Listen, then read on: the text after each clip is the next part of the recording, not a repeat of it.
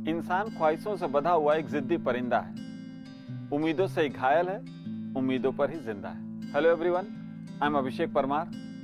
तो जैसा कि मैंने आपको पहले वीडियो में बताया था, सुभाष चंद्र बोस कटक के रेवेंसा कॉलेज से अपनी पढ़ाई पूरी करके कलकत्ता पहुंचते हैं। जी हाँ, कलकत्ता 1913 का ये समय है, यानी कि एक साल पहले 1912 में ब्रिटिश इंडिया ने अपनी कैपिटल शिफ्ट कर चुकी थी। कलकत्ता पहुंचते हैं और ये प्रेसिडेंसी कॉलेज में एडमिशन लेते हैं। प्रेसिडेंसी कॉलेज एक प्रो ब्रिटिश कॉलेज था, एक लॉयलिस्ट कॉलेज था, और इसमें चार प्रकार के चार कैटेगरीज ऑफ स्टूडेंट्स थे। Means the entire student group can be classified into 4 categories. एक वो जो बहुत पढ़ाकू बच्चे होते थे, दूसरे वो जो जमींदार के बच्चे होते थे, अमीर घराने से आते थे पर पढ़ने में कोई रुचि नहीं थी। मजेदार बात यह है कि आमतौर पे ये दोनों ही ग्रुप भारत के किसी भी कॉलेज में मिल जाएंगे। तीसरा ग्रुप अलग था, और ये ग्रुप था वो ग्रुप जो स्वदेशी आंदोलन के समय जो रिवॉल्यूशनरी मूवमेंट ने जन्म लिया था बंगाल में, उनके अनुयायी थे, उनके फॉलोअर्स थे। और चौथा रामकृष्ण परमहंस और विवेकानंद जी के आदर्शों पे जीने वाला ग्रुप, मतलब service to mankind, service to God. Subhash Chandra Bose इन चारों ग्रुप में चौथे ग्रुप में शामिल हो जाते हैं, मतलब कि वो गेरुआ वस्त्र, मतलब सैफरन कलर कपड़े पहन करके सेवा भाव में लिप्त हो जाते हैं। जो देश प्रेम की आग, जो अग्नि उनके अंदर धधक रही थी, उसका एक परिलक्षित रूप या कह लें उसका एक मैनिफेस्टेशन है ये सेवा भाव। 1914 में इसी मार्फत वो घूमते घूमते मुर्शिदाबाद और शांति निकेतन पहुंचते हैं और रविन्द्रनाथ टैगोर से मिलते हैं। 1914 में विश्व युद्ध शुरू हो चुका था, और 1916 में वो घटना होती है जिसकी चर्चा मैंने आपको पहले के वीडियो में बताया था, या ये कह लें कि वादा किया था कि मैं बताऊंगा। तो घटना क्या थी? दरअसल हुआ यूं कि E.F. ओटन नाम के एक हिस्ट्री के प्रोफेसर थे, और उन्होंने एक दिन, 1916 की बात है, उन्होंने एक दिन एक यूनिवर्सिटी के स्टूडेंट को मैन हैंडल किया, या समझ लीजिए उसका हाथ पकड़कर उसका मरोड़ दिया, क्योंकि वो शोर मचा रहा था, ऐसा E.F. ओटन साहब कहते हैं। फिर उसके बाद क्या होता है कि अगले ही दिन बच्चों ने स्ट्राइक कर दी। प्रेसिडेंसी कॉलेज में स्ट्राइक, ये उस समय के लिए बहुत ही बड़ी बात थी, क्योंकि मैंने आपको बोला अभी कि वो लॉयलिस्ट कॉलेज था।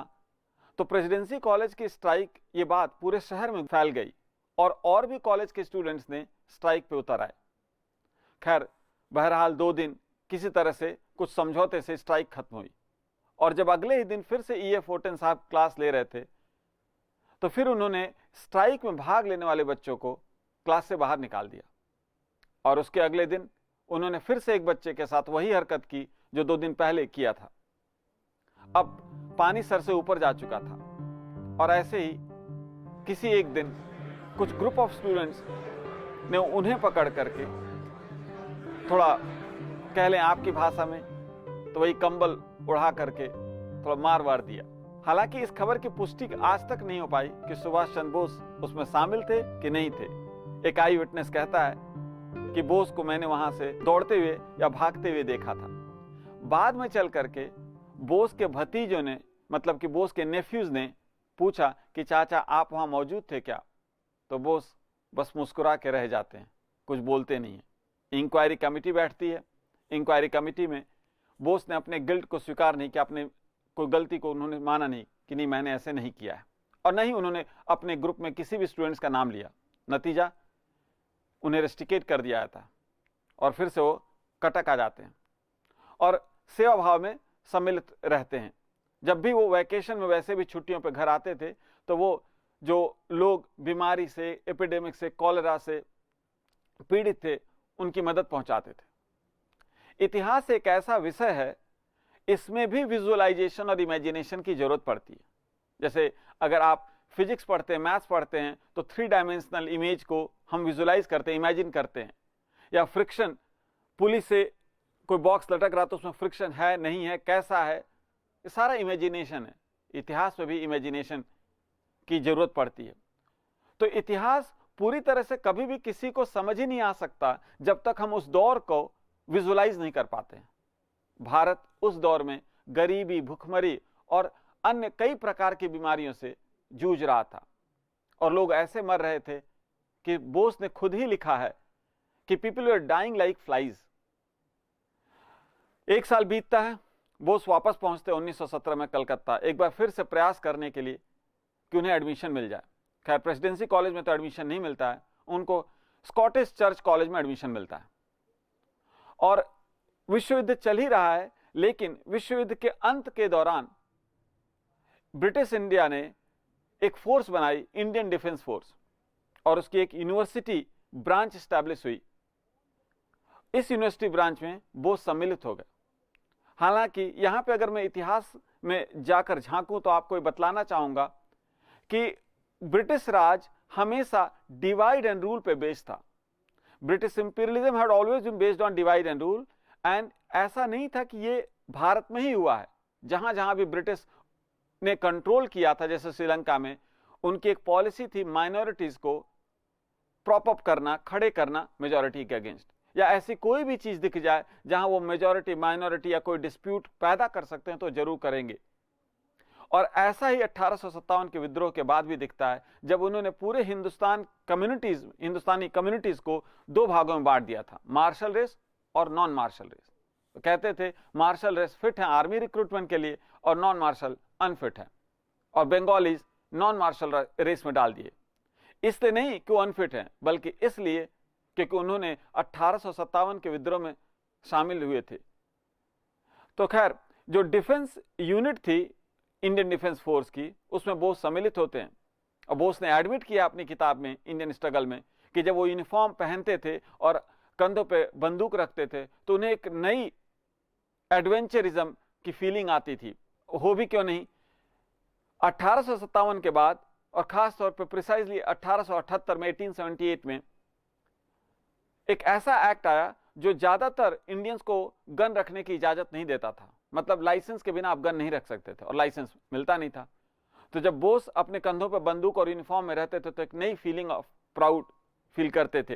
हालांकि उन्हें पता था, इल्म था, एहसास था कि हमारा देश गुलाम है। तो 1917 में वो डिफेंस यूनिट में शामिल हो जाते हैं और पढ़ाई भी वो साथ साथ बहुत मेहनत से करते हैं, मन लगाकर करते हैं। उन्होंने ऑनर्स फिलॉसफी से किया और फिलॉसफी से ऑनर्स करते दौरान उन्होंने बीए में पूरे कलकत्ता यूनिवर्सिटी में जितने भी एफिलिएटेड कॉलेजेस थे उनमें सेकंड रैंक हासिल की। और सेकंड रैंक हासिल करने के बाद उनके बहुत सारे प्राइजेस और मेडल्स मिलते हैं। उनके पिताजी जानकी नाथ बोस खुश होते हैं और कलकत्ता आते हैं और उनसे मिलते हैं और उनसे एक बात कहते हैं कि मेरी इच्छा है कि आप आईसीएस ज्वाइन करें। बोस को ऐसी कोई बहुत ज्यादा इच्छा नहीं थी आईसीएस की, बल्कि उनको यह लगा कि चलो आईसीएस के बहाने वो लंदन जाएंगे। और आईसीएस तो टफ है, टफ इसलिए भी था क्योंकि बस 8 महीने बचे हुए थे एग्जाम में। उन्हें लगा कि इंग्लैंड जाएंगे तो कम से कम वो कैम्ब्रिज या ऑक्सफोर्ड में पढ़ सकेंगे इसी बहाने। उस समय प्रोविंशियल एडवाइजर एक हुआ करते थे जो कि कैम्ब्रिज रिटर्न थे, जो एडवाइस या काउंसलिंग देते थे अगर कोई भारतीय बच्चा बाहर पढ़ने जा रहा है तो क्या करना चाहिए, मतलब डूज एंड डोंट्स, और कैसे उसको आगे अपने करियर को देखना चाहिए। तो बोस उनसे मिलने जाते हैं, बताते हैं कि मेरे पिताजी चाहते हैं कि मैं आईसीएस एग्जाम में कंपीट करूं, बैठूं, अपीयर करूं। तो वो प्रोविंशियल एडवाइजर कहता है कि वहां पे ऑक्सफोर्ड और कैम्ब्रिज के बच्चे एग्जाम देंगे, तुम नहीं कर पाओगे, या आम भाषा में कहें जो आज के पॉपुलर लैंग्वेज है, तुमसे ना हो पाएगा। बोस दलील देते हैं कि मैं यूनिवर्सिटी में सेकंड रैंक हासिल किया हूं, जबकि मैं 1 साल रिस्ट्रिकेटेड था, पढ़ाई बाधित थी, फिर भी मैंने मेहनत किया, मुझे भरोसा है कि मैं कुछ अच्छा करूंगा। पर वो इंसान जिद पकड़ के बैठा था कि नहीं, तुम यूं ही अपने पिताजी के 10,000 रुपये बर्बाद करोगे। अब ये बात बोस को बहुत बुरी लगी और बोस उठ के जाने लगे। और जब वो दरवाजे के पास पहुंचे तो इस प्रोविंशियल एडवाइजर ने फिर से बोला कि तुम्हारा वहां जाना व्यर्थ है, पैसे की बर्बादी है। बोस दरवाजे से पलटते हैं और जानते हैं आप क्या कहते हैं? बोस कहते हैं मेरे पिताजी चाहते हैं कि मैं वो 10,000 रुपये बर्बाद करके आऊं। और बोस सितंबर 1919 में निकल पड़ते हैं इंग्लैंड के लिए। जुलाई में एग्जाम था नेक्स्ट ईयर। बोस पहुंचते हैं वहां 25 अक्टूबर 1919 में पहुंचते हैं इंग्लैंड। और वहाँ कैम्ब्रिज में एडमिशन मिल जाता उनको। पढ़ाई करने के दौरान बोस आईसीएस के लिए जमकर मेहनत करते हैं। टोटल 9 पेपर होते थे। बोस एग्जाम देकर आते हैं और बड़ा दुखी हो जाते हैं कि उनको 150 नंबर के मार्क्स छूट गए, पेपर वहाँ कर नहीं पाए। अपने दोस्त दिलीप कुमार रॉय को पत्र लिख के बताते हैं कि मेरा पेपर छूट गया 150 नंबर का। जैसे अमूमन हम लोग की जिंदगी में भी एग्जाम देते समय होता है ना कि हम नर्वस हो जाते हैं, यार पेपर खराब, अब हमारा रिजल्ट क्या होगा। सितंबर 2020 में रिजल्ट आता है और बोस सिविल सर्विसेज एग्जाम महज पास नहीं करते हैं, उनका रैंक 4th था। और विडंबना देखिए कि उनके जो मार्क्स थे इंग्लिश कंपोजिशन में, जी हां, इंग्लिश कंपोजिशन में जो अंग्रेज हमारे देश पे शासन कर रहे थे, उस इंग्लिश कंपोजिशन में बोस हाईएस्ट मार्क्स पाते हैं। अब बोस का सिलेक्शन तो हो गया, एक प्रश्न सामने खड़ा था, मतलब एक बड़ा क्वेश्चन उनके सामने था, जो वो भावना से प्रेरित थे, service to mankind is service to God. क्या आईसीएस में रह के उस भावना से प्रेरित होके या उस फीलिंग को वो जस्टिफाई कर पाएंगे, वो देश सेवा कर पाएंगे? तो पत्रों द्वारा अपने बड़े भाई जिनसे वो बहुत अटैच थे, शरद चंद्र बोस को लेटर लिखते हैं, बोलते हैं मुझे नहीं लगता कि मैं ये काम कर पाऊंगा, आईसीएस भी करूं और जॉब भी करूं और पब्लिक की सेवा भी कर पाऊं। तो शरद चंद्र बोस उनके बड़े भाई दलीलें देते हैं कि इससे पहले भी रोमेश चंद्र दत्त बंगाली, वो भी आईसीएस क्वालिफाई किए थे और उन्होंने ब्रिटिश इकोनॉमिक पॉलिसीज को बहुत क्रिटिसाइज किया था, उन्होंने भी देश में योगदान दिया था, मॉडरेट नेशनलिस्ट थे। उन्होंने एक किताब लिखी थी RC Dutt, Romesh Chandra Dutt, the economic history of India, which was published in 2 volumes in 1902-1903 around. पर बोस की जो आत्मा थी वो कहीं ना कहीं से इस बात के लिए तैयार नहीं थी। उन्हें कहीं ना कहीं ये बात खटक रही थी कि नहीं, मैं ऐसा शायद न कर पाऊं। और फाइनली वो अप्रैल 1921 में रिजाइन कर देते हैं। वो रिजाइन कर देते हैं और resignation secretary of state ES Montagu को लिखते हैं। ये वही मॉन्टेगू हैं जिनके नाम पे एक रिफॉर्म है, मॉन्टेगू चेम्सफोर्ड रिफॉर्म्स। चेम्सफोर्ड उस समय वाइसरॉय थे।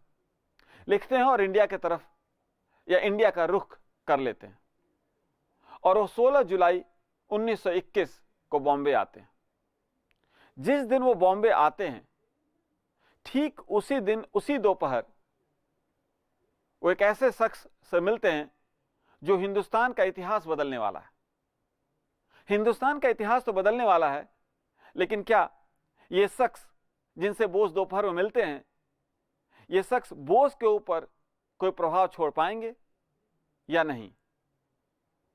इसको देखते हैं अगले वीडियो में। तब तक के लिए नमस्कार।